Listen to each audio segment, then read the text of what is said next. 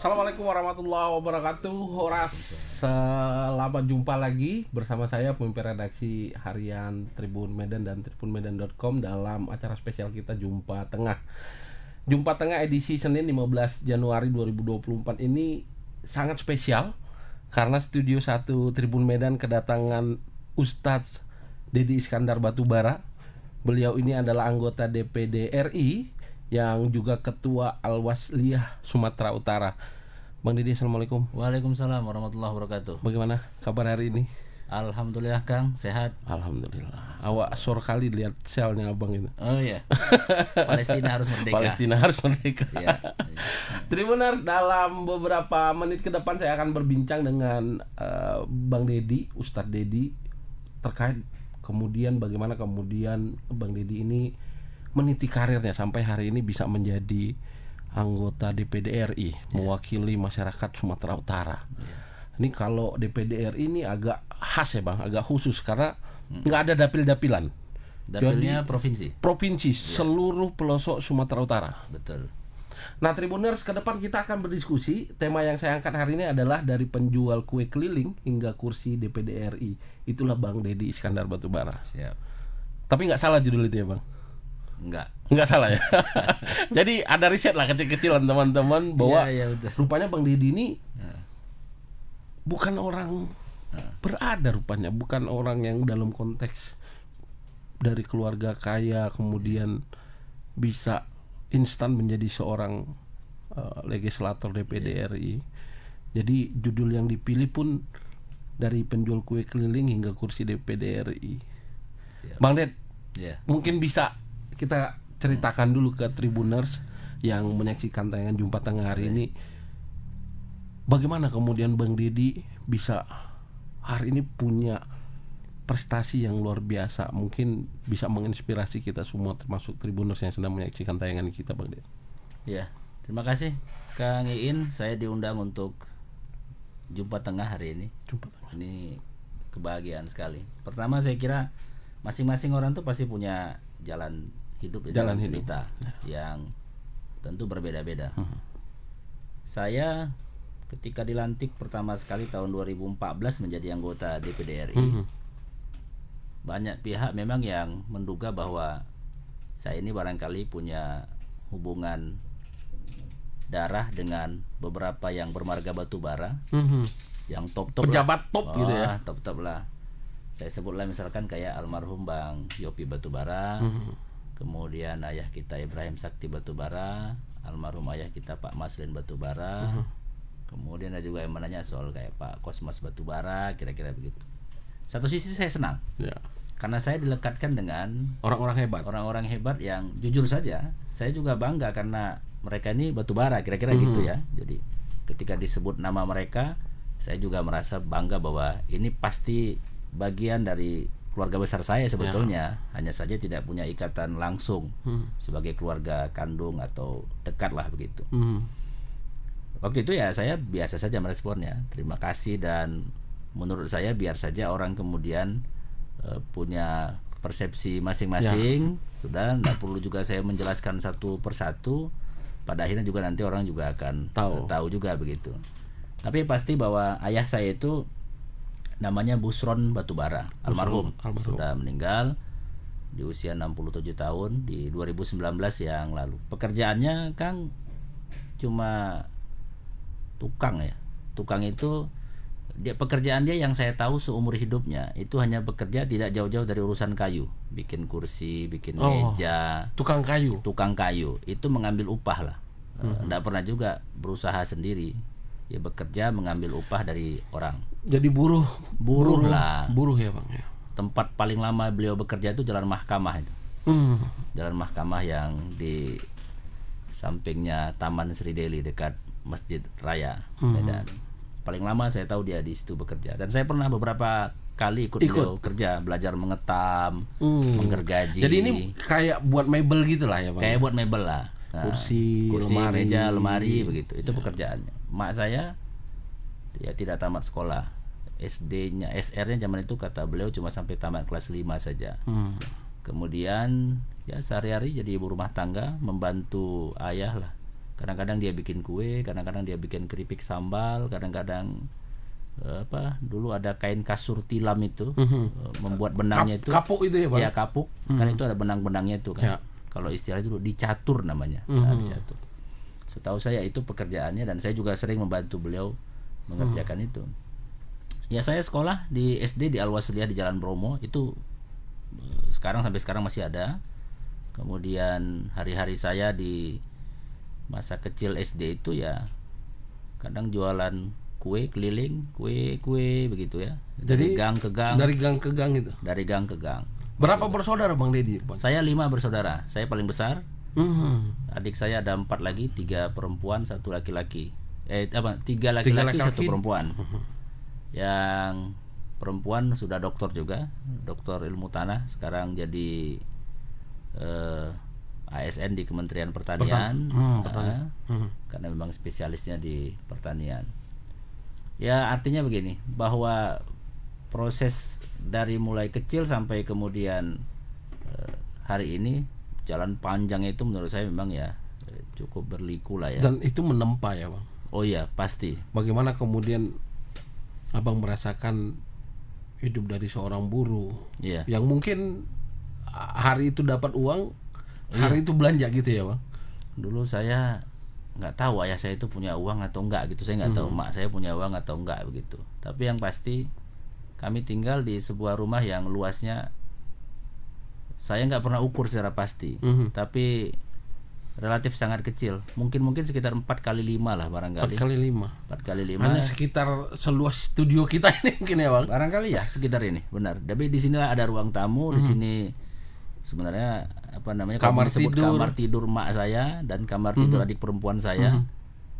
Saya dengan adik-adik saya nggak punya kamar tidur, jadi kamar tidur kami ya di mana saja gitu. Paling di ruang tamu. Abang masih itu di Medan? Itu di Medan. Dan masih bisa Abang lihat sekarang rumah masa kecil itu? Masih lah, masih. Cuma bangunannya sudah tidak ada lagi kan. Tinggal tanah ya? Ya. Mestinya Abang beli itu. Alhamdulillah sudah. Sudah ya Bang? Sudah, ya. Jadi ada pengingat masa kecil gitu ya Bang? Iya. Ketika 2014 atau 2015 ya, kata mak saya, ya kalau ada uangmu dibayarin aja lah itu katanya. Ya udah, akhirnya saya bayarin lah itu. Sampai sekarang masih ada sih di situ. Saya jadiin rumah kontrakan ditempati sama yang lain lah gitu. Sampai sekarang masih ada. Kalau saya rindu-rindu, saya kangen, saya ke situ saya lihat. Dan waktu itu Abang dan adik-adik berarti ikut membantu orang tua lah dalam kondisi begitu. Abang memilih kemudian menjadi penjual kue keliling dan ibu juga yang tadi produksi rumahan ya Bang, kue keripik gitu ya. Abang yang kemudian memasarkannya. Iya, saya dengan adik saya yang nomor 2. Jadi kalau kami dagang kue keliling, saya dengan dia ditemanin kan. Nah, nanti kalau terlalu berat gantian gitu kan. Dia ada keranjang yang bulat itu di kiri kanan di bawah begini nih. Nah, masuk gang keluar gang. Jadi saya dengan adik saya itu biasa keliling jualan. Ya kita ambil upah lah. Kadang-kadang mak saya juga buat kuenya, saya bawa, saya jual. Atau ngambil dari agen. Berapa selisih harga sudah ditetapkan sebetulnya. Jadi kalau harga kuenya itu misalkan Rp50, saya nanti dapat Rp5 kan gitu. Berapa yang habis nanti segitulah. Konsinyasi Bang ya. Konsinyasi ya. Saya jasanya aja. Yang buat beliau gitu. Atau yang buat, kalau mak saya yang buat ya udah untuk mak saya full semua uangnya kan. Paling nanti saya dikasih juga lah uang jajannya begitu. Begitulah cara. Itu usia berapa Abang mulai itu? SD ya? SD ya? SD. Mungkin kelas 2, kelas 3 SD saya sudah mulai dagang waktu itu. Udah mulai jualan begitu. Ya usia berapa ya? 8, 9 tahun ya. Abang memang sejak kecil lekat dengan pendidikan di Al-Wasliyah ya? Iya, saya SD ibtidaiyah di Al-Wasliyah. Jadi saya SD masuk pagi di Al-Wasliyah, kemudian pulang ganti baju, siangnya saya masuk ibtidaiyah ngaji sore. Ngaji Arab lah ya, sekolah Arab namanya kan. Jadi itu saya lakoni 6 tahun lah ya sampai tamat SD. Begitu tamat SD, saya bilang mama saya mau masuk pesantren, saya bilang. Mak saya bilang, loh masuk pesantren tuh gimana, kok tinggal di pesantren lah berarti gitu. Ya nggak apa-apa lah mak, saya bilang. Saya mau belajar agama, saya bilang. Akhirnya saya dimasukin pesantren lah oleh mak saya. Pesantren Az-Ziddin namanya di Tembung. Jalan Datuk Kabu itu, tapi nggak terlalu jauh sih sebenarnya dari Jalan Bromo itu. Saya selesaikan 3 tahun saya di pesantren, alhamdulillah. Prestasi saya bagus-bagus, Kang. Itu saya, MTS ya berarti Bang? Sanawiyah. Sanawiyah. Saya di SD itu dari mulai kelas 1 sampai tamat kelas 6 saya juara umum sekolah. Nggak ada yang ngalahin saya kalau belajar di SD dan ibtidaiyah. Di pesantren juga sama. Itu kemudian kan saya terkesan begini Bang. Apakah kemudian orang tua Abang, almarhum Bapak dan Ibu, sekarang Ibu masih hidup ya Bang? Alhamdulillah. Alhamdulillah masih hidup. Apakah memang konsentrasi kedua orang tua Abang memang pendidikan menjadi nomor 1? Oh iya. Mak dan ayah saya itu pokoknya mesti sekolah gitu. Sekolah dan ngaji. Sekolah dan ngaji. Sekolah dan ngaji. Dan sekolahnya itu kalau bisa sekolah agama gitu. Mak saya mungkin agak konservatif lah ya. Ayah saya juga agak, menurut saya sih cara berpikirnya mungkin masih cara berpikir yang pokoknya bekal akhirat tuh mesti disiapin lah gitu. Nggak peduli aku mau gimana gitu. Pokoknya kau mesti belajar sungguh-sungguh dan ngaji. Karena memang saya SD pagi, siang saya ngaji gitu kan. Memang di ngajiin lah gitu. Dan kalaupun apa, malam juga ngaji lagi di rumah. Nah, memang kalau untuk urusan sekolah, mak sama ayah itu luar biasa menurut saya ya. Memaksa kita. Paling tidak begini pikiran dia. Memang mungkin bisa baca, bisa tulis sudah cukup gitu ya. Tapi dia juga berharap janganlah kayak kami juga kan gitu. Kami kan sekolahnya cuma sampai, ayah saya cuma sampai PGA. Dia berharap sebenarnya sekurang-kurangnya kami ini bisa tamat SMA lah seluruhnya, kira-kira gitu. Itu yang paling kurang lah.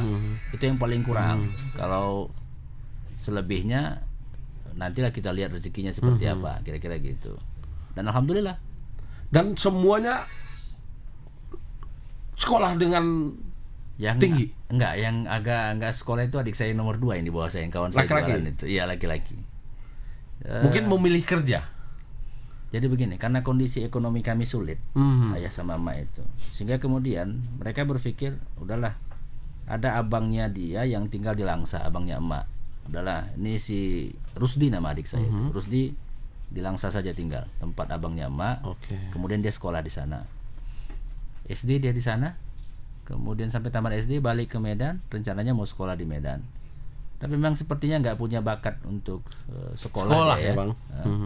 Akhirnya kemudian nggak tamat juga sekolahnya, balik lagi ke sana. Saya juga sempat dikirim ke Biren dulu. Ada abang mak saya juga tinggalnya di Biren. Dimasukin SD di sana saya. Ini supaya ringankan beban lah ini.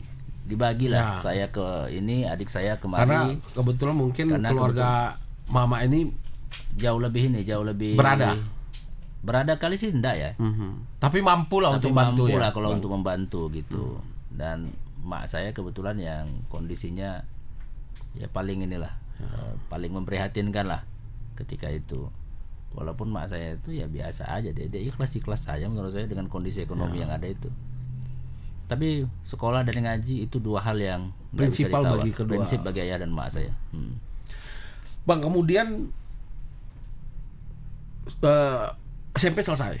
SMP saya selesai sanawiyah 3 tahun. Saya juga jadi siswa terbaik di pesantren.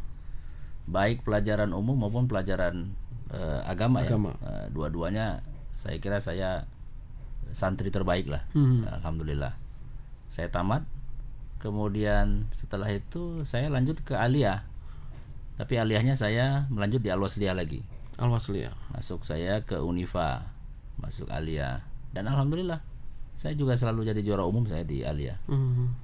Kenapa saya selalu berusaha untuk jadi juara di setiap sekolah? Karena kalau juara kan dapat hadiah. Kalau SD dulu dapat hadiahnya buku paling tidak setengah lusin dibungkus pakai. Sudah lumayan itu ya. Kan? Dapat buku, dapat pulpen kan gitu kan. Itu kan hadiah luar biasa tuh. Ya. Langsung saya berhitung bahwa setengah semester ini berarti saya nggak perlu beli buku lagi kan. Ya. Karena buku tulis dapat hadiah dari juara. Kalau di aliyah dulu kenapa saya mesti juara umum? Karena ada beasiswa kan, ada beasiswa Basnas dulu.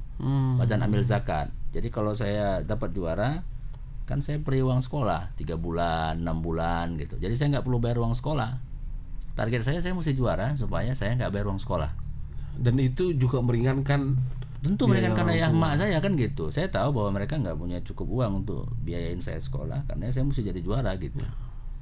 Dan alhamdulillah selama proses sekolah banyak prestasi saya yang membuat saya bisa banyak dapat hadiah lah ya. Dan memang jujur aja saya motivasi diri saya untuk dapat juara umum supaya bisa dapat hadiah dan ikut membantu meringankan beban ayah mak saya. Selain di SD itu saya dagang, di zaman saya sekolah juga Alia kadang-kadang saya bawa keripik juga ke sekolah, saya jualin ke teman-teman supaya ada tambahan kan. Atau saya bikin apa, mak saya bikin apa saya bawa gitu. Kalau mau dijual begitu kan. Yang penting bisa cari tambahan. Intinya begitu. Ya. Mungkin ini pelajaran berharga ya Bang. Iya kan. Bagi mungkin saya punya anak-anak ini juga harus saya terapkan seperti bagaimana emak dan bapak abang kemudian menerapkan pada abang dan saudara-saudara. Ya, kan? Mungkin sekarang anak-anak kita malu mungkin ya bawa dagangan ke sekolah untuk dijual ke teman. Tapi saya yakin pasti masih ada. Masih ada Bang ya, pasti masih ada. Pasti. Karena memang ya mungkin sebagian anak-anak kita lah ya yang hari ini sudah bisa bersekolah dengan fasilitas yang memadai dan cukup, dari orang mungkin tua, ya. Dari orang tuanya tidak perlu lagi. Tapi masih ada. Saya yakin pasti yang di bawah garis kemiskinan. Masih ada. Karenanya saya kira memang benar itu. Sekolah itu tidak boleh ada biaya sebenarnya kan. Negara harus tanggung jawab. Ya. Supaya semuanya punya fasilitas dan kesempatan yang sama untuk belajar kan. Ya. Lalu dapat beasiswa Bang kemudian untuk melanjutkan studi ke S1. Waktu mau studi S1 saya kan punya angan-angan. Saya jujur saja dari mulai SMP dulu sanawiyah lah, kalau nonton televisi saya paling suka lihat sidang tahunan MPR. Sidang tahunan MPR itu kan tanggal 16 Agustus itu Kang. Sebelum peringatan proklamasi ya. Itu kan ada sidang tahunan. Itu Pak Harto masuk ke ruang sidang. Saya nggak tahu kalau itu namanya Senayan sekarang yang sempat saya kerja ini. Dia masuk ke situ, itu rombongan Pas Pampres masuk ke Senayan mengawal, kemudian presiden turun dari mobilnya itu masuk ke ruang sidang, semua anggota yang ada di situ berdiri menyambut. Ya kan? Dalam bayangan saya satu waktu saya kepingin ada di tempat itu gitu. Itu dari mulai saya nonton televisi. Sudah ada niat ya. SMP itu bahkan. Saya bilang ini keren-keren sekali nih orang ini gitu. Pakai jas, kemudian pakai dasi, udah. Satu waktu saya akan ada di tempat ini, udah. Dan kemudian ketika tamat dari Alia, saya kan tahu bahwa saya ini produk sekolah yang tidak pernah ikut bimbingan belajar. Saya tidak pernah ikut bimbel, saya tidak pernah ikut tryout macam-macam gitu.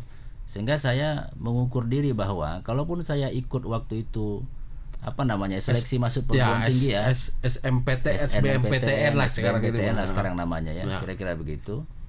Saya nggak akan mungkin bisa lulus. Sipenmaru namanya dulu, sistem penerimaan mahasiswa baru. Sipenmaru nggak akan mungkin lulus karena saya nggak punya waktu dan kesempatan untuk pernah tryout dan lain sebagainya. Akhirnya saya pikir ya udahlah, saya kepengen masuk kuliah di jurusan politik. Jadi saya kepengen di politik. Walaupun mak saya bilang nggak ke sekolah agamanya kau gitu, ke IAIN biar jadi ustadz gitu. Mak, aku kuliahnya jurusan politik aja lah mak. Saya bilang begitu sama mak. Terus mak saya bilang, kau mau kuliah dari mana duitnya katanya? Kan udahlah gini aja lah mak, saya bilang. Pokoknya mak doakan aja kalau mudah-mudahan ada rezeki bisalah saya kuliah. Udah, ya udah. Akhirnya karena memang saya udah nggak mungkin masuk ke perguruan tinggi negeri, saya daftarlah ke UISU. Saya ambillah jurusan ilmu sosial dan ilmu politik, jurusannya administrasi negara. Kenapa negara? Karena memang saya mau jadi politisi. Waktu itu saya pikir begitu, saya mau jadi kayak yang begitu tuh. Mau ke Senayan ya. Mau ke Senayan ini gitu kan. Saya mesti ambil jurusan yang ada hubungannya sama negara ini. Akhirnya saya masuk di situ, saya daftar. Udah, kemudian ya jalanlah kuliah seperti normal biasanya gitu. Cuma ya itu karena memang persoalan ekonomi, akhirnya kuliah saya itu di UISU nggak tamat. Sampai semester berapa ya? Sekitar 7 tahun ya, 7 tahun apa 8 tahun ya. Saya nggak tamat-tamat kuliah kan. Pertama karena memang saya mesti ada jeda-jeda gitu, karena nggak punya uang. Jadi kalau pas ada uang saya baru uang kuliah, bayar cicilan. Kalau nggak ada kan saya mesti kerja lagi cari uang dulu kan. Pekerjaan rutin saya ketika masa kuliah itu ya malam saya ngajar ngaji. Dari rumah ke rumah ngajarin orang baca Al-Quran. Kemudian waktu itu sudah bisa sekali-sekali jadi azan di masjid atau khutbah menggantikan ustadz-ustadz yang lain. Itu kalau disuruh menggantikan khutbah itu kan lumayan tuh. Ya. Dapat honornya 15.000 apa 20.000 gitu kan. Itu udah bisa jajan 1 minggu kan, ya. Sama ongkos pergi pulang balik ke kampus. Kalau azan Jumat lagi misalkan, kalau saya tidak ada jadwal khotib yang disuruh menggantiin, saya azan di masjid dekat rumah saya tinggal. Azan Jumat itu kan dapat honor. Dapat petugas masjid ya? Dapat petugas masjid 5.000 kah atau berapa gitu. Ya alhamdulillah lah gitu ya. Dan sampai tahun berapa ya? Kami itu masih penerima tetap apalah. Kalau malam Idul Fitri dapat apa? Zakat fitrah. Aduh, sekarang saya mikir-mikir gitu ya. Ya Allah, saya ini dulu dizakati fitrah sama banyak orang gitu loh. Ada saja yang mengantar ke rumah karena mereka lihat saya ini sekolah, saya ini belajar agama, saya ini guru ngaji gitu. Jadi banyak yang bayar zakat fitrah ke saya. Dan itu jumlahnya kadang-kadang kalau udah lebaran itu lumayan banyak gitu. Itu bisa bertahan berapa bulan gitu kan. Nah, itu juga yang kadang-kadang dari rezeki yang layah tasib itu yang dari yang nggak terduga-duga lah ini ya kan, macam-macam itu yang membuat saya gunakan untuk membiayai kuliah saya. Berat memang, walaupun akhirnya saya harus menyelesaikan studi S1 saya itu kurang lebih hampir 8-9 tahun. 9 tahun baru selesai tamat S1 kalau saya. Era itu masih normal lah 9 tahun. Normal. Saya kan waktu itu percaya diri gini karena teman-teman bilang nggak apa-apa lama-lama tamat, yang mana aktivis kan. Iya, jangan aktivis. Itu udah cepat itu. Kan? 9 tahun kalau sekarang memang Bang. Lewat 6 tahun DO. Waktu itu perbandingan teman-teman tuh gini, alah Bang Akbar Tanjung tuh baca tuh ceritanya tuh 17 tahun baru selesai gitu kan. Kita juga udahlah biarlah abang-abang masih ada yang 17 kok, kita masih 9 masih oke lah gitu. Tapi selama kuliah saya nggak pernah dapat beasiswa Bang. Ya nggak pernah dapat beasiswa. Tapi memang kabarnya abang waktu di saat mahasiswa itu juga aktif di organisasi Al-Wasliyah. Saya mulai aktif di Al-Wasliyah itu dari mulai aliyah. Mulai di aliyah saya sudah aktif di Ikatan Pelajar Al-Wasliyah. Ikatan Pelajar. Jadi saya sudah jadi ketua rayon di sekolah, kemudian jadi ketua kecamatan di tempat saya tinggal. Kemudian tahun 98 saya jadi ketua Ikatan Pelajar Al-Wasliyah Sumatera Utara. Saya baru tamat aliyah 97. Sudah jadi ketua IPA Sumatera Utara saya, tingkat provinsi. Kemudian di mahasiswa ketika saya kuliah saya gabung di Himpunan Mahasiswa Al-Wasliyah. Jadi memang semua basic organisasi saya di Al-Wasliyah. Dari mulai sekolah sampai kemudian pembinaan di organisasi, saya tempuh sepenuhnya di Al-Wasliyah. Alhamdulillah. Dan sampai hari ini jadi ketua Al-Wasliyah Sumatera Utara. Ketua Al-Wasliyah Sumatera Utara. Dan memang ya itu proses panjang lah ya, berorganisasi di Al-Wasliyah ini menurut saya memang itu yang menempa saya. Punya, kalaupun saya disebut punya skill kepemimpinan, menata organisasi. Ya disitulah saya kira prosesnya itu saya lewati dan saya dapat di situ. Termasuk ketemu dengan istri saya juga di. Nah ini yang menarik nih Tribuners. Ada cerita bahwa Bang Deddy ini sekian banyak wanita, ada satu yang kemudian akhirnya setia pada Bang Ded. Karena waktu itu memang ya nggak punya apa-apa ya Bang Ded ya. Rumah cuma 4x5. Ya. Status numpang ya. Orang tua bukan pejabat daerah. Betul. Benar itu Bang? Iya. Jadi ya biasa lah ya. Zaman remaja kita kan tertarik dengan perempuan. Pasangan itu saya kira ya, normal lah ya. Aneh juga kalau kita nggak tertarik. Kalau abang nggak tertarik ya itu nggak normal. Aneh gitu. Jadi kalau tertarik kemudian kita sebutlah zaman itu dekat lah ya. Jadi setiap kali saya bawa datang ke rumah, udah besoknya putus itu. Jadi sudah dekat. Itu setelah dibawa ke rumah? Dibawa ke rumah besoknya putus. Putusnya itu bisa lewat surat. Jadi kirim surat. Udahlah sampai di sini aja gitu.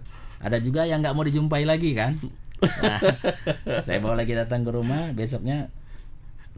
Udahlah kita nggak usah jumpa lagi lah katanya. Ada juga yang bilang langsung. Hari ini ketemu, besoknya bilang udah kita sampai di sini aja. Mungkin waktu itu setelah ke rumah Bang Ded, dia langsung bilang nggak ada masa depan.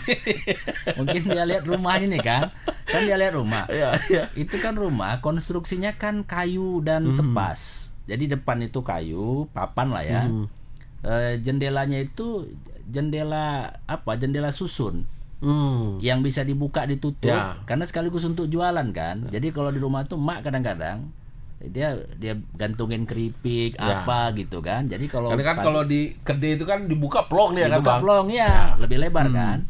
Udah, itu depannya, konstruksi depan. Sebelah kirinya ini tepas. Itu tepas yang kemudian ditempel pakai koran. Jadi saya kalau baca koran setahun sekali. Maksudnya, waktu ganti itu baru. Jadi tahun ini misalkan korannya apa? Misalkan. Ini beritanya itu 1 tahun kita baca semua tuh kan, udah.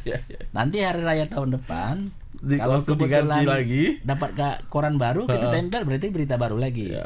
Atau nanti kalau misalkan kebetulan dapat yang majalah yang agak lumayan tebal-tebal kertasnya lumayan. Atau kalau kalender kan depannya putih. Itulah yang paling bagus ya, yang paling bagus tuh. Nggak ada gambarnya. Itu sisi sini. Sisi yang sebelahnya lagi itu tembok rumah yang depan samping rumah kakak emak saya di depannya itu. Ya ada separuh batu. Itu waktu itu rumah itu ngontrak, dipinjamkan atau aset Bapak? Statusnya itu tanahnya milik kakak emak saya. Kemudian jadi kami diperbolehkan menumpang lah di situ. Jadi bangunlah di situ, Bang. Bapak waktu itu. Ya disebut membangun ya enggak juga. Pokoknya dipasangilah kayu-kayu di situ supaya ketutup kelilingnya kan. Ya bukan rumah juga ya sebenarnya. Kalau bangun itu konotasinya ada kayunya bagus, ada materialnya yang bagus kan. Nah, ini nggak ada material. Pokoknya asal ketemu seng misalkan, seng bekas, udah tempel sengnya gitu. Asal ketemu koran-koran yang bagus tempel gitu. Ketemu kayu. Ya kalender lah paling bagus, Bang. Kalender paling bagus. Tebal, belakangnya putih. Putih, keren itu. Itu kalau udah hari raya kan dia pakai tepung kanji ya. Tepung kanji dimasak, ya kan itu kan lengket tuh. Itu kerjaan saya, nempel keliling gitu. Itu kalau udah malam hari raya aromanya terasa itu. Aroma kertas baru dengan apa? Tepung kanji. Tepung kanji. Ya. Itu statusnya menumpang, dan sampai saya mau berumah tangga saya masih tinggal di situ dengan emak, dengan ayah, dengan 3 adik saya. Tapi waktu itu yang lulus seleksi istri yang hari ini? Iya, itu juga hampir drop out juga sebetulnya. Jadi saya kenal beliau kan ketika kami sama-sama training dasar di Himmah, di Himpunan Mahasiswa Al-Wasliyah. Jadi saya satu training dengan dia. Kemudian saya ketemu, kemudian dekat selama lebih kurang 3 tahun. 3 tahun itu panjang juga ceritanya. Artinya saya juga bilang suka sama dia hari ini, 3 tahun ke depan baru dijawab sama dia iya gitu. Panjang saya menunggu beliau ini gitu.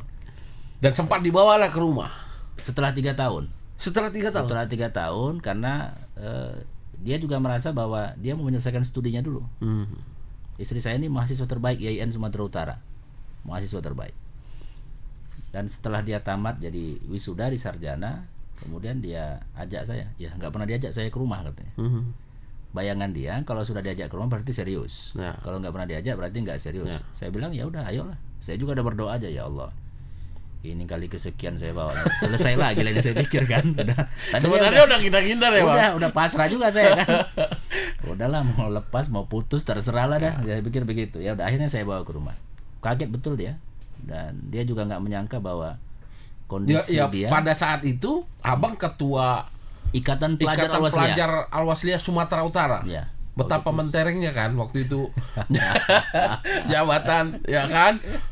Dia berpikir mungkin wah ini pasti hebat ini. Paling nggak orang tuanya lumayan ini. Paling nggak halaman bisa 5 mobil lah diparkir. Ini nggak ada, karena jalan ke rumah saya itu hanya pas ukuran 1 sepeda motor. Jadi kalau pas-pasan udah nggak bisa itu? Nggak bisa, karena pas 1 sepeda motor itu tembok rumah, kemudian pagar tetangga. Jadi nggak bisa selisihan. Ya itulah kondisinya. Rumah itu juga luasnya hanya 4x5 lebih kurang. Dia kaget barangkali ngelihat kondisi fisik bangunan rumah saya, nggak yakin, shock barangkali. Tapi dia berusaha kuat mungkin. Untuk nggak pingsan dia, Bang. Untuk nggak pingsan dia, kan. Saya kalau cerita itu ke dia sampai hari ini pasti dia bilang saya nggak pernah nyangka, Bang, katanya. Nggak pernah nyangka kalau kondisinya separah itu, katanya. Dia cerita dengan maknya ketika pulang ke kampungnya, ketika kami sudah mulai proses agak serius ini. mau dan setelah dia memutuskan saya ikhlas lah. Iya, dia bilang sama emaknya, mak kayaknya dia lebih susah dari kita ini katanya. Ekonominya, orang tuanya pekerjaannya hanya tukang, emaknya nggak punya pekerjaan, rumahnya sedih sekali gitu. Cuma mak mertua itu luar biasa. Dia bilang kalau dia bisa bertanggung jawab terhadap adik-adiknya, maka dia pasti bisa bertanggung jawab sama kau. Ya. Karena memang saya dari mulai kuliah sampai kemudian mau berumah tangga itu dengan adik-adik saya betul-betul care ya. Saya tahu mak sama ayah saya nggak punya uang untuk membiayai kuliah mereka. Maka abang harus membantu. Saya harus membantu. Meskipun nggak banyak jumlahnya ya. Ketika saya mendapatkan rezeki yang agak berlebih, termasuk ketika adik saya yang perempuan lulus di Fakultas Pertanian USU waktu itu. Itu salah satu hal yang menyebabkan saya putus kuliah, itu salah satu diantaranya itu. Ya. Karena kalau masuk USU kan waktu itu mesti langsung bayar tanggal sekian, pendaftaran sekian, kemudian uang kuliah sekian kan gitu.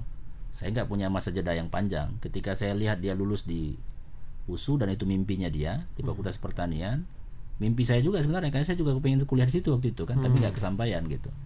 Akhirnya udah, sebagian penghasilan yang saya dapat dari beragam aktivitas pekerjaan yang bahasa dulu mocok-mocok namanya ya. Mocok-mocok ya, Pak. Mocok-mocok ya. Nggak ada yang jelas lah pokoknya statusnya. Ya, itu untuk kalau sekarang mereka. Istilah kerennya freelance lah bahasa Inggris itu ya, freelance ya. Freelance itu kan nggak jelas ya. freelance lah. Tapi akhirnya kemudian dia pun ikut meyakinkan, istri abang ini ikut meyakinkan keluarganya bahwa saya cocok. Ini pilihan hidup. Ini pilihan. Dan saya juga waktu itu gini ya, penampilan casingnya mungkin dengan aslinya agak berbeda, mungkin dia lihat ya. Mungkin dia lihat casingnya kan rapi. Saya tentu sebagai aktivis mahasiswa dan sebagai aktivis organisasi, saya selalu berusaha berpenampilan rapi memang. Oke. Dan memang saya yakin merasa tertipu beliau waktu itu. Iya. Dan yang lain juga ketipu sebenarnya itu. Sampai ke rumah dia mungkin, aduh ini nggak sesuai pakai. Ini. Ya zaman itu ya kalau gosok celana ya, itu kan mesti sampai apa ya, lipatan garis itu mesti lurus. Ya. Nggak boleh ada dua. Ya. Dan itu saya lakoni. Sepatu saya walaupun belakangnya itu tipis samping karena banyak jalan gitu. Tapi kalau semir itu merek Kiwi ya, kilap dia. Ya itu mesti tetap. Walaupun kondisi seperti apa, penampilan bagi saya sesuatu yang sangat penting gitu. Jadi mungkin dia lihat casingnya kok bagus gitu ya, tapi aslinya kok nggak seperti casingnya gitu. Mungkin dia kagetnya di situ gitu. Tapi saya selalu berusaha untuk berpenampilan sebaik mungkin, karena memang saya merasa bahwa saya ini pimpinan organisasi ya, dan pelajar, harus tampil memang begitu kan. Harus tampil begitu. Itu. Akhirnya kemudian menikahlah abang dengan kakak ini tahun 2006. Siapa nama kakak bang? Zubaidah Khan. Sekarang beliau ngajar di SMA Negeri 2 Medan, ASN di SMA Negeri 2, guru agama. Ya. Dan ya alhamdulillah saya kira ya, itu titik awal. Tapi memang mungkin akhlaknya bagus lah itu. Alhamdulillah. Guru agama. Justru karena itu pilihan saya gitu. Ya. Saya kan tentu harus seleksi juga ya, Bang. Seleksi, investigasi, riset, nah luar dalam lah kan. Bibit bobot harus jelas. Karena saya mau ke depan punya anak-anak yang hebat juga kan. Itu abang menikah sudah selesai kuliah itu? Belum. Jadi saya kan nggak tamat-tamat ini kuliah kan. Tahun 2006 itu saya belum tamat kuliah. Akhirnya saya bilang sama dia, saya juga nggak punya pekerjaan tuh waktu menikah dengannya, nggak punya pekerjaan pasti, belum sarjana. Cuma saya bilang ya udah kita nikah aja dulu. Umur saya sudah 26 waktu itu kan. Kami seumuran kebetulan. Saya kira target saya memang dari mulai dulu saya ingin menikah tuh di usianya Rasulullah kan, 25, 26 gitulah. Menurut saya 26 itu sudah pas lah. Saya hitung-hitung itu. Kalau usia sekian. Ya. Akhirnya kami menikah 2006 tanggal 5 Maret dan alhamdulillah hari ini dikaruniai 3 anak perempuan. Yang paling besar SMA kelas 2. Kemudian yang nomor 2-nya SMP tamat, ini mau masuk SMA tahun depan insyaallah, dan yang paling kecil SD kelas 5. Dan alhamdulillah memang saya meyakini istri saya ini yakin betul dia mungkin ya. Mungkin dia lihat keuletan gitu ya, Pak. Bisa jadi. Keuletan, keseriusan gitu ya. Saya memang tidak pernah ngeluh. Dan saya nggak pernah menunjukkan bahwa saya ini susah. Dan bagi saya memang itu hal yang pantang bagi saya dari dulu ya. Kalaupun saya tidak punya, saya nggak pernah mau bilang sama orang kalau saya tidak punya gitu. Saya berusaha saja untuk gembira meskipun saya nggak punya apa-apa. Dan saya juga nggak ingin menampilkan kesusahan saya kepada orang lain. Ya. Saya nggak mau dikasihani gitu. Walaupun saya udah jerit-jerit nih kadang-kadang. Ya mau makan juga nggak ada. Tapi kadang-kadang Allah tuh punya jalan sendiri ya Bang untuk kasih kita. Wah, kalau ingat zaman kuliah ya, saya bontot dari rumah. Walaupun lauknya cuma sepotong ikan aja. Biar hemat kita biar hemat. Walaupun saya malu juga kan ketemu dengan teman-teman saya kan. Mereka nongkrongnya di warkop sebelah. Kena teh manis dingin sama Indomie kan keren itu kan. Saya bontot pula. Bontot sembunyi-sembunyi lah saya makan di ujung kan. Bontot ada ikan atau telur sepotong udah cukup, pakai nasi aja. Nggak ada lauk-lauk yang lain tuh paling-paling. Yang penting bisa kenyang aja makan siang kan. Jadi bagi saya memang nggak pas kalau mempertontonkan. Berarti kakak ini kita mulai mendampingi sejak nol lah ya Bang. Iya. Lalu kemudian abang bisa kemudian bergerak ke kursi di Senayan itu tahun berapa? Saya karena memang aktivitas saya banyak di dunia organisasi, tentu secara tidak langsung itu kan akan sangat berpengaruh dengan politik ya. Diajaklah saya oleh senior-senior waktu itu untuk bergabung di beberapa organisasi, termasuk bergabung di Gerakan Pemuda Ka'bah waktu itu. Ada underbawnya P3. Kemudian saya masuk juga di Angkatan Muda Ka'bah waktu itu, diangkat jadi pengurus. Diajak oleh para senior untuk ikut beberapa event kegiatan. Diminta jadi pembawa acara, kemudian disuruh menjadi sekretaris panitia gitu. Mereka didiklah saya sehingga kemudian kemampuan saya mengarrange kegiatan organisasi itu tumbuh lah ya. Dan kemudian 2009 oleh senior-senior saya mulai diajarin untuk udahlah kau udah bisa lah nih ikut-ikut jadi calon. Ya udah saya didaftarin lah 2009 itu Bang. 2009 saya ikut dijalankan, walaupun waktu itu menurut saya sih saya cuma jadi pelengkap penderita aja sebetulnya ya, pelengkap data lah ya pelengkap Bang, data aja. Saya juga nggak ngapa-ngapain kan, cuma saya dibawa jalan keliling. Itu memang sudah DPD? Belum masih itu waktu itu di Partai Persatuan Pembangunan lah, di P3. Saya diajak kampanye karena saya ada kemampuan orasi barangkali ya. Sehingga saya disuruh ceramah, disuruh kampanye. Jadi saya keliling kampanye kemana-mana. Nah, 2009. Tapi memang qadarullah tak jadi memang. Saya itu 2004 maksud saya. 2009 itu saya sudah jadi calon anggota DPRD di Kota Medan. Berarti abang sejak 2004 itu sudah mulai pencalonan ya? Sudah mulai 2004 saya sudah ikut. Sudah serius lah ke politik ini? Sudah. 2004 dengan ikut saya partai politik segala macam ya? 2004 saya sudah mulai serius. Dan di 2009 saya DPRD provinsi? DPRD Kota Medan. Kota Medan. Tapi juga nggak terpilih. Kemudian 2014 saya nyalek ke DPD RI. Itu memang sebuah peristiwa yang sebenarnya apa ya? Bagi orang mungkin agak-agak aneh gitu. Nyalek DPRD Kota Medan aja nggak kepilih gitu kan. Kok ke DPD RI yang pula gitu kan, yang cakupannya sumut gitu ya. Cuma karena waktu itu saya menjabat sebagai sekretaris di KNPI Sumatera Utara. Saya pikir enggak apa-apalah, toh teman-teman saya juga banyak kan di berbagai OKP di Sumatera Utara nih. Ya udahlah, saya ikhtiar, saya ikut pencalonan. Qadarullah mungkin ya, saya juga nggak tahu, tentu banyak faktor ya. Ada faktor keberuntungan juga udah pasti. Kalau faktor modal politik udah pasti. Saya nggak punya modal politik waktu itu. Modal politik dalam artian kapital ya. Uang nggak punya saya, kecuali jaringan. Tapi abang punya jaringan yang besar waktu itu. Waktu itu lumayan lah. Mantan ketua IPA, sekretaris KNPI. Nah, jadi itu yang membuat memang meskipun sebagian besar orang tidak percaya, tapi saya meyakini bahwa kesempatan itu pasti ada, nggak mungkin tidak ada gitu. Dan itu saya terpilih walaupun saya peringkat 2014. Keempat kan. 2014. Berapa suara Bang waktu itu? Waktu itu sekitar 410.000. Peringkat keempat. Masuk berarti. Masuk. Nah, dari saat itu barangkali saya ini kan nggak ngerti apa-apa juga, pengalaman di politik juga nggak punya. Udah, dan itulah pertama kali saya terpilih jadi anggota dewan. Skalanya nasional pula lagi tuh. Dan cita-cita abang sejak SD itu tercapainya di pengen situ. Ke Senayan itu, itulah di 2014. Itulah di 2014. Berarti nggak lama sebetulnya ya. Cuma 17 tahun Allah jawab itu. Artinya saya tamat SMA Aliyah tuh 97. Ke 2014 tuh cuma 17 tahun. 17 tahun dan Allah jawab langsung. Jadi saya waktu pelantikan itu saya tengok-tengok gedung itu keliling begini. Ibu hadir waktu pelantikan? Mak enggak. Mak sama ayah enggak ikut. Karena enggak punya uang, kami mau pergi ke Jakarta. Dan waktu itu juga masih belum punya uang. Ya nggak ada uang, dari mana uangnya coba? Mau bawa orang ke Jakarta aja pening berapa saya. Berapa duit ya bang ya? Kan gini, ketua ini kita berangkat ke Jakarta pelantikan. Saya pusing, gimana memberangkatkan sebanyak ini orang ke Jakarta? Mau cari tiket aja susah gitu.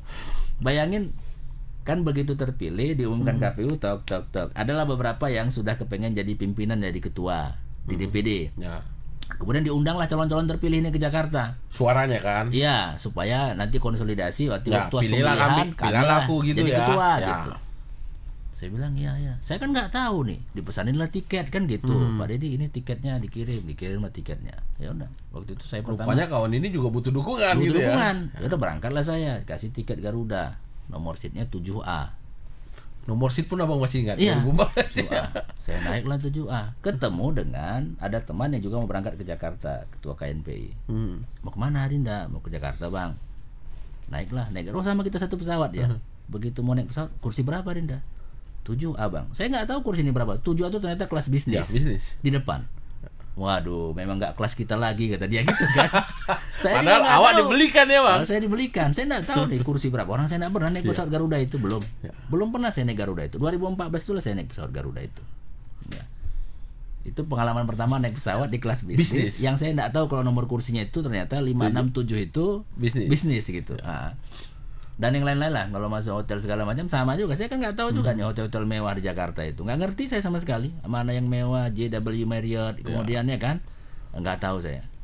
Ya tapi ya udah, berjalan seiring proses, saya kira bisalah saya beradaptasi dengan situasi itu gitu. Saya kira itu. Waktu itu tentu ini mengagetkan semua orang, mengagetkan abang, mengagetkan istri, mengagetkan orang tua dan keluarga besar. Apa pesan dari orang tua waktu itu? Emak lah khususnya bang, atau bapak? Jadi saya 2019 nyalek P3 itu, saya tanya sama emak saya, "Mak, setuju saya nyalek?" Kata emak saya waktu itu setuju. Cuma rupanya nggak didoakannya. Saya tahunya nggak didoakan. Itu 2004, 2019 yang saya nyalek DPRD Kota Medan. 2009. Saya nyalek DPRD Kota Medan. Saya tanya mak saya, mak setuju? Setuju katanya. Begitu nggak terpilih, saya tanya, "Mak, kok bisa kalah, Mak? Mama dulu kemarin nggak mendoakan?" "Enggak." "Kenapa nggak mak doakan?" Rupanya dia habis nonton ada peristiwa anggota DPR berantem, bertengkar di TV, lempar-lemparan kursi. Nggak ridho lah. Terus dia bilang, "Ini anggota DPR, kok mau kayak gini?" Katanya. "Enggak mak, bukan yang begini-begini." Rupanya gara-gara nonton itu termindset lah di otaknya. Nggak boleh dia mendoakan ya bang. Lah anakku bertengkar lempar-lemparan kursi begini gitu. Akhirnya memang nggak didoakan sama dia. Mungkin qadarullah salah satu faktor penyebabnya, saya yakini ini doa dia ini. Karena dia nggak kepingin saya jadi. Di 2014 itu sebelum mendaftar, saya sampaikan lagi ke beliau, "Mak, saya ini mau nyalon. Apalagi nih, mau DPR partai-partai itu lagi." Kata dia begitu. "Enggak mak, ini nggak ada partainya, ini Dewan Perwakilan Daerah, sendiri aja." Maksudnya katanya, "Ya aku nyalon sendiri tapi nggak ada partainya." "Ya udahlah, nanti mak doakan lah mak setiap tahajud." Akhirnya memang didoakannya. Saya tahu bahwa doa itu juga bagian dari cara Allah untuk mengangkat saya waktu itu. Ketika terpilih, waktu itu ada beberapa hal yang saya lakoni memang. Jadi saya di awal-awal itu pokoknya setiap hari Jumat saya secara khusus saya sambangin beliau, kemudian secara khusus minta nasihat, diskusi panjang. Kalau udah hari Jumat ya waktu itu, banyak hal yang saya minta supaya didoakan. Jangan lupa terus berikhtiar. Mama ikhtiar dengan cara mama, aku ikhtiar dengan caraku. Saya bilang begitu. Dan ayah saya juga waktu itu, "Ya udahlah, kalau memang itu pilihan kau, jalanlah," kata ayah saya. Kalau ayah saya sih nggak terlalu banyak komentar ya, biasa ya. Sosok ayah itu kan biasanya pasti dia gitu aja. Dia diam, tenang. Di belakang sama ibu dia di belakang ngobrolnya itu pasti kan. Iya. Saya tahu dia senang, dia bangga, dia gembira juga. Di mana saya tahu ya, kalau dia ketemu dengan teman-temannya dia bilang, anakku calon ini gitu. Tapi kalau di muka kita dia pura-pura ajaib aja, macam nggak ini kan. Nah, saya baru tahu itulah bapak. Tapi mak saya memang saya minta doa khusus dari beliau. Dan memang waktu itu mengagetkan juga memang. Saya juga kaget, istri juga kaget, keluarga juga semuanya. Dan itu kaget. Kontestasinya itu paling tidak 20 sampai 30 orang kan untuk DPD. Di awal itu saya kira hampir 30 orang lebih. 30 ya. 30-an orang. Ya, Abang bisa ambil suara sampai di nomor 4. Di nomor 4. Berapa ratus ribu? 410 ribu. Itu periode pertama Abang. Periode pertama 2014. DPD 2014. 2019 saya ikut nyalon lagi, saya dapat suara 790 ribu. Peringkat kedua. Dari 400 naik 300 ribu ya Bang? Naik 300 ribu jadi 790 ribu. Dan kali ini insya Allah dengan izin Allah saya sedang berikhtiar, mudah-mudahan bisa dapat suara. Abang coba lagi di DPD ini? Iya. Targetnya 1 juta suara? 1 juta suara targetnya insya Allah. Amin.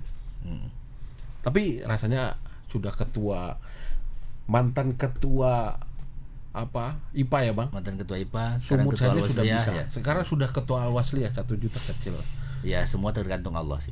Tergantung doa tadi juga. Allah. Tapi udah lobby mama Abang? Udah lobby duluan saya. Ini lucu nih kalau 2 kali 2 periode lalu mama nggak mendoakan periode ketiga. Yang ketiga kan? Saya lobby Kacau lagi. Ini. Mak ini gimana Mak? Aku nyalon lagi. Ya udah nyalon lagi lah katanya.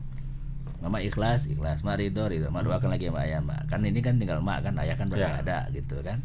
Ya karena Mak ridho, Mak ikhlas, saya jalan lagi insyaallah. Saya hakul yakin ridho Allah itu letaknya sama ridho Mak. Saya percaya betul itu. Dan saya meyakini bahwa semua kemudahan dan akses yang diberikan ini tidak terlepas dari doa-doa yang dipanjatkan oleh orang tua kita. Saya kira itu. Mungkin DPD ini agak beda ya Bang, dibanding DPR RI atau kalau level nasional ya Bang. DPR RI yang punya dapil, tapi Abang nggak punya dapil ini.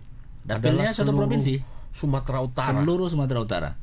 Maksudnya bukan dapil satu yang kecil gitu kan, tidak. Ini kan orang se-Sumatera Utara boleh memilih Abang.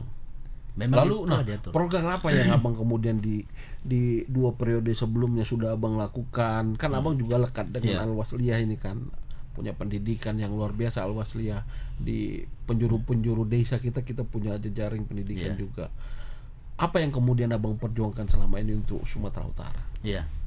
Pertama, secara kewenangan Dewan Perwakilan Daerah itu diatur secara tegas di undang-undang. Dia punya kewenangan menyusun undang-undang, mengawasi jalannya undang-undang, kemudian memberikan rekomendasi terkait dengan pemilihan anggota BPK, kemudian pemekaran provinsi, kabupaten, kota.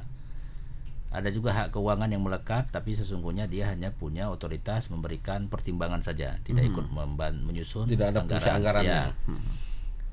Tentu saya dan kami para anggota DPD tidak akan keluar dari kerja-kerja sesuai dengan tupoksi yang ada itu. Karena di situ batas wilayah yang diberikan oleh undang-undang, maka disitulah kita bekerja. Saya tentu dengan semua kewenangan yang melekat pada jabatan sebagai anggota DPD, sebagai wakil daerah, saya berusaha semaksimal mungkin untuk melakukan peran-peran keterwakilan sebagai daerah. Kami ini kan perpanjangan tangan orang daerah di pusat. Kami ini perpanjangan tangan rakyat, perpanjangan tangan pemerintah, perpanjangan tangan wilayah. Tugas kami menyampaikan apa yang menjadi keinginan daerah kepada pemerintah pusat. Dalam berbagai kesempatan rapat dan pertemuan dengan pihak eksekutif, pemerintah di pusat, maupun dengan kementerian lembaga lainnya, kita sampaikan apa yang menjadi keinginan dan ekspektasi daerah. Sumatera Utara misalkan, kita ini kan wilayah perkebunan.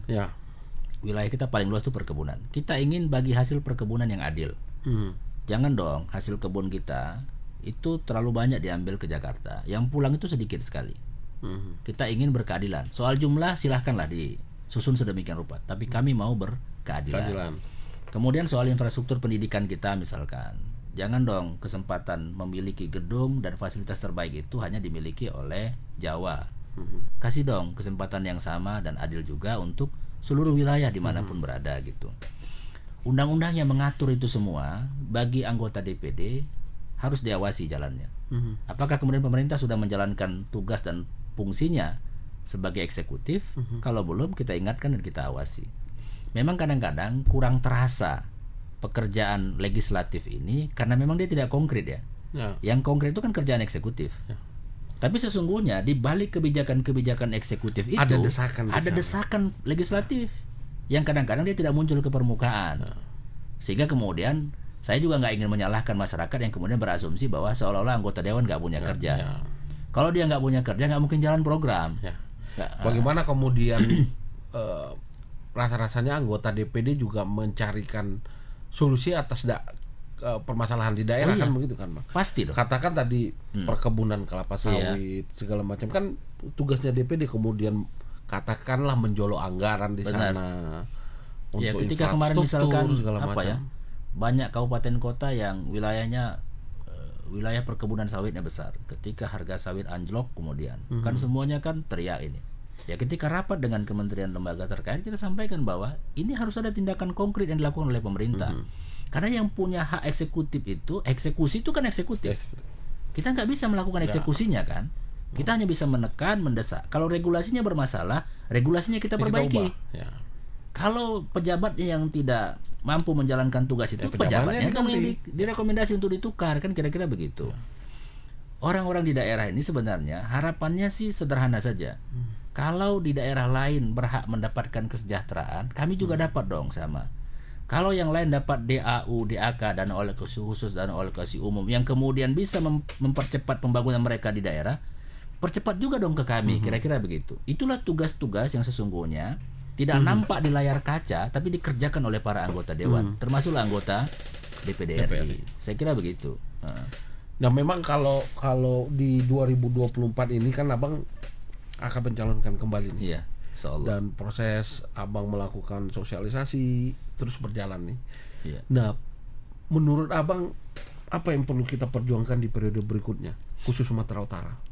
Pertama dari ini saya 1 bulan ini praktis waktu kami itu banyak di luar, keliling.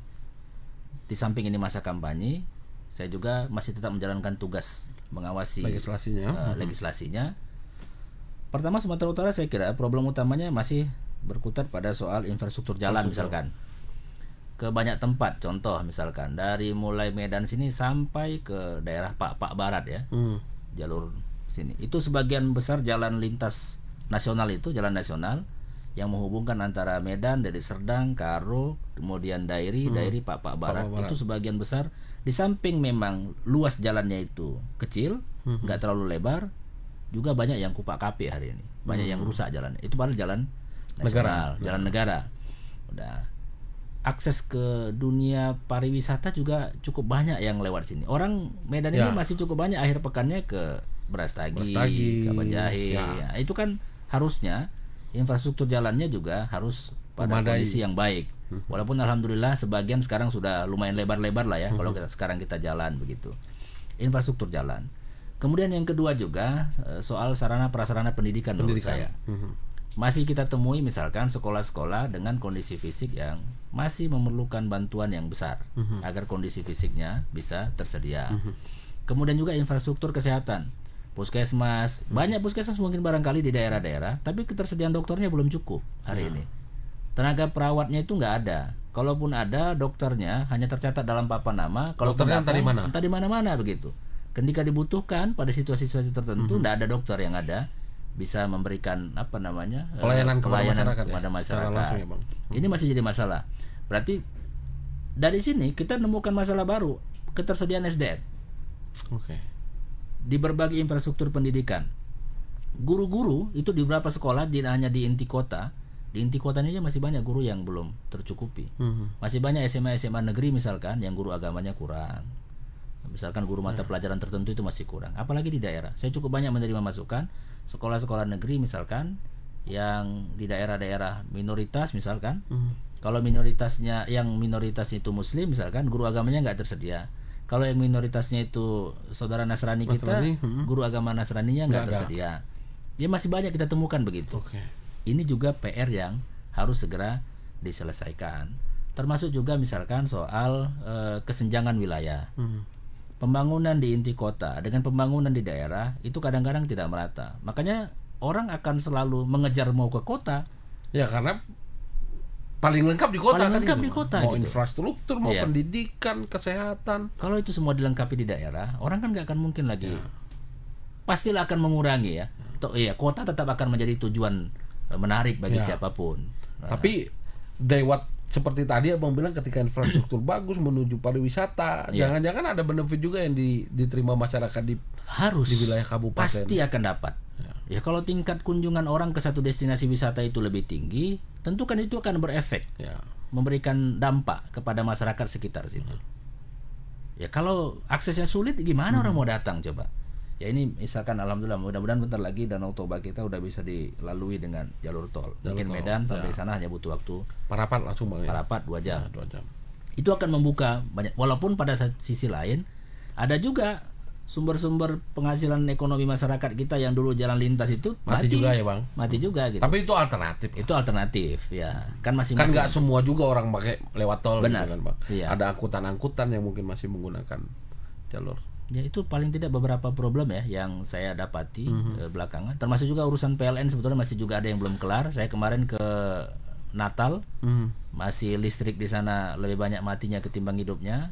Di Nias Utara juga masih ada daerah yang belum teraliri listrik. Mereka mengadu ke saya. Kemudian banyak juga daerah-daerah lain yang saya kira masalahnya cukup beragam. Angka kemiskinannya tinggi-tinggi sekali. Stunting kita juga kemarin masih lumayan tinggi. Saya kira itu juga PR nasional, bahkan PR internasional yang harus segera dicarikan solusinya. Tugas kami sebagai anggota DPD ini kan bukan mengeksekusinya, tapi mendorong pemerintah untuk dieksekusi ini. Segera selesaikan problem ini, begitu loh. Jangan pemerintah hanya melihat potret itu Jakarta saja. Ini daerah-daerah kita harus dirubah ya, Pak. Perspektifnya harus dirubah. Indonesia ini juga dimulai dari daerah, Pak. Dari daerah. Jangan dimulai dari Jakarta. Benar. Begitu tuh. Bang Deddy, Abang kalau di dunia pendidikan, apalagi pendidikan agama, saya udah nggak sanksi dengan Abang. Apalagi Abang hari ini memegang jabatan sebagai ketua Al-Wasliyah Sumatera Utara.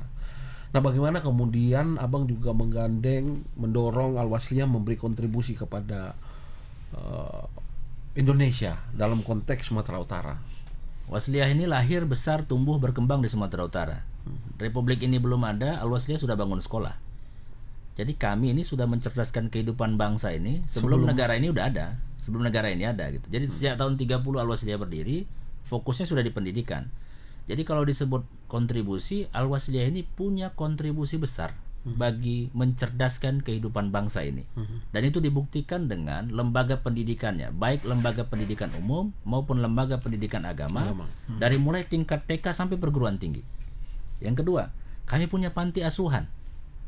Fakir miskin anak terlantar dipelihara oleh negara. Itu amanah dan perintah Undang-Undang Dasar 1945. Perintah itu sudah kami lakoni. Sejak zaman dulu sudah kami lakoni. Jauh hari. Panti asuhan kami ada. Di panti asuhan itu kita tampung anak-anak bangsa dan anak-anak negeri ini yang secara ekonomi mereka nggak mampu. Kita tanggung kehidupannya, kita tanggung pendidikannya sampai mereka kemudian selesai sekolahnya. Begitu tamat sekolah mereka keluar dari panti asuhan. Artinya apa? Mengurusin fakir miskin yang dulu dikerjakan oleh negara, itu perintah undang-undang, kami juga kerjakan kok itu. Gitu. Negara ini juga nyuruh supaya kita senantiasa mengingatkan orang berbuat baik, kemudian mencegah kejahatan. Al-Wasliyah menyiapkan itu semua juga. Ini tenaga dai-nya, baik ustadz yang di panggung maupun ustadz-ustadz yang di lapangan, mungkin yang naik mimbar maupun yang tidak naik mimbar. Kami siapkan kok. Kami produksi orang-orang baik untuk ikut mengurusi negeri ini. Tugas yang harusnya menjadi tugas negara, sebahagian kami ambil alih. Jadi kalau disebut kontribusi, Al-Wasliyah ini sudah berkontribusi sejak tahun 30 sampai dengan hari ini. Kalau dicatat mungkin secara jumlah, ya mungkin sudah jutaan lah ya orang yang dilahirkan lewat produk sekolah-sekolah dan madrasahnya Al-Wasliyah. Dan itu hari ini tersebar di seluruh Indonesia. Mungkin tidak populer ya Al-Wasliyah di luar Sumatera Utara, mungkin karena tumbuh besar berkembangnya di sini.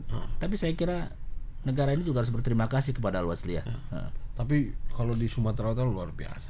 Ya alhamdulillah. Sepak terjaga Al-Wasliyah. Alhamdulillah. Tribuners, menarik ini tidak terasa karena menarik obrolannya, Pak. Nah, Tribuners, saya harus ingatkan untuk terus mengupdate informasi terkini melalui dua platform kami, Harian Tribun Medan yang terbit setiap hari maupun lewat tribunmedan.com. Ada banyak informasi terkini lokal Medan, Sumatera Utara, nasional dan internasional yang bisa diupdate melalui 2 platform kami. Lalu bisa juga mendapatkan informasi terkini melalui sosial media kami baik di YouTube, Facebook, Instagram dan TikTok.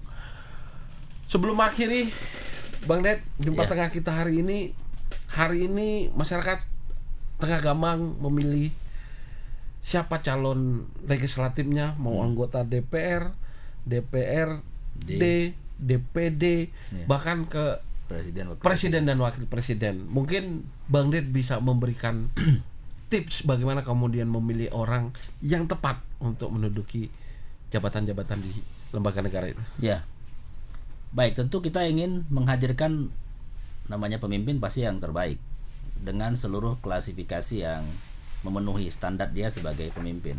Pertama, saya kira saya mengajaknya pastikan bahwa semua kita di tanggal 14 ikut terlibat untuk memilih.